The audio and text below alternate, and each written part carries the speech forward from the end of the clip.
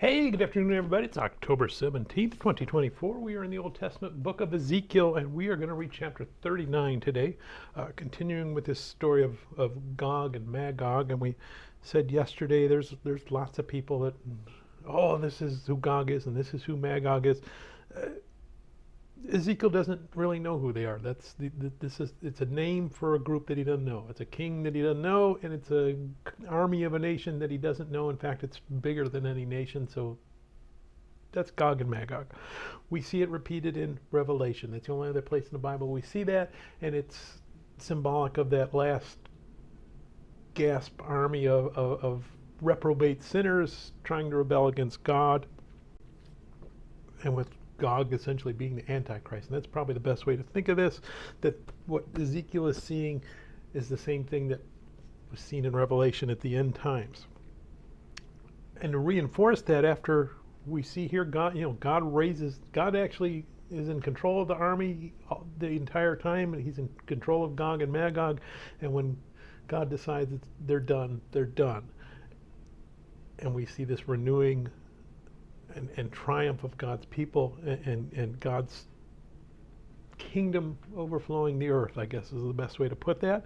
And Israel being restored. So again, this is end time prophecy that we're seeing. So Ezekiel's really looking out there, and he's giving this message to these exiles, saying, you know what, yeah, it seems bad now. And he gave them some hope that, hey, you're going to be sent back to Jerusalem. We're going to leave exile eventually. And then here's the ultimate hope is, you know what, this is the beautiful plan that you're part of. So trust God and ride it out, and you'll be all right. So let's go ahead and we're going to read Ezekiel chapter 39. And you, son of man, prophesy against Gog, and say, thus says the Lord God, behold, I am against you, O Gog, the prince of Rosh, Meshech, and Tubal, and I will turn you around and lead you on, bringing you up from the far north, and bring you against the mountains of Israel. Then I will knock the bow out of your left hand, and cause the arrows to fall out of your right hand. You shall fall upon the mountains of Israel, and all your troops and the peoples who are with you. I will give you to birds of prey of every sort, and to the beasts of the field to be devoured. You shall fall on the open field, for I have spoken, says the Lord God. And I will send fire on Magog and on those who live in security in the coastlands. Then they shall know that I am the Lord. So I will make my holy name known in the midst of my people Israel, and I will not let them profane my holy name any more. Then the nations shall know that I am the Lord, the Holy One in Israel. Surely it is coming, and it shall be done, says the Lord God. This is the day of which I have spoken. Then those who dwell in the cities of Israel will go out and set on fire and burn the weapons, both the shields and the bucklers, the bows and the arrows, the javelins and the spears, and they will make fires with them for 7 years. They will not take wood from the field, nor cut down any from the forest, because they will make fires with the weapons, and they will plunder those who plundered them, and pillage those who pillaged them, says the Lord God. It will come to pass in that day that I will give Gog a burial place there in Israel, the valley of those who pass by east of the sea, and it will obstruct travelers, because they will bury Gog and all his multitude. Therefore they will call it the valley of Hamon-Gog.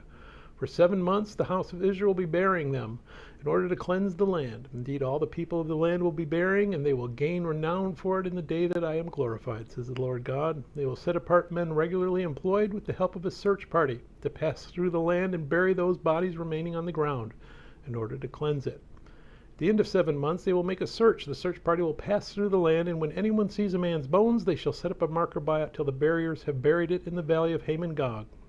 The name of the city will also be Hemona. Thus they shall cleanse the land. And as for you, son of man, thus says the Lord God, speak to every sort of bird and to every beast of the field. Assemble yourselves and come, gather together from all sides to my sacrificial meal, which I am sacrificing for you, a great sacrificial meal on the mountains of Israel, that you may eat flesh and drink blood. You shall eat the flesh of the mighty, drink the blood of the princes of the earth, of rams and lambs, of goats and bulls, all of them fatlings of Bashan. You shall eat fat till you are full, and drink blood till you are drunk. At my sacrificial meal, which I am sacrificing for you, you shall be filled at my table, with horses and riders, with mighty men, and with all the men of war, says the Lord God.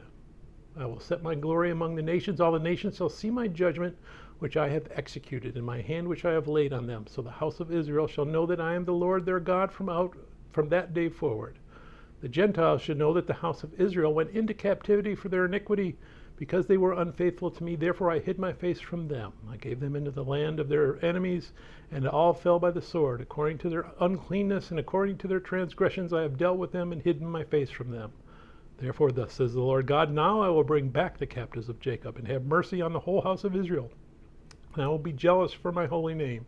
After they have borne their shame and all their unfaithfulness in which they were unfaithful to me, when they have dwelt safely in their own land, and no one made them afraid, when I have brought them back from the peoples and gathered them out of their enemies' lands, and I am hallowed in them in the sight of many nations, then they shall know that I am the Lord their God, who sent them into captivity among the nations, but also brought them back to their land, and left none of them captive any longer. And I will not hide my face from them any more, for I shall have poured out my spirit on the house of Israel, says the Lord God.